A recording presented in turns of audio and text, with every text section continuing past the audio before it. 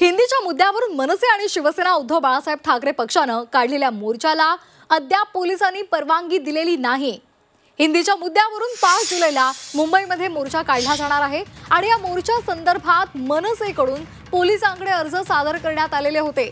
मात्र पोलीस अधिकाऱ्यांनी अद्याप या मोर्चाला परवानगी दिलेली नाही। हा मोर्चा मुंबई उच्च न्यायालयाच्या नियम आणि अटींच्या अधीन राहून काढावा अशा सूचना पोलिसांनी दिलेल्या आहेत।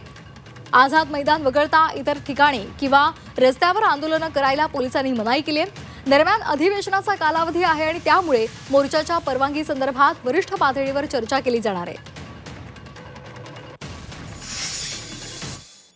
मला अशी काही अडचण वाटत नाही। परवानगी योग्य वेळी मिळेल आणि आमचा मोर्चा हा भव्य दिव्य आणि विराट असेल याची मला खात्री आहे।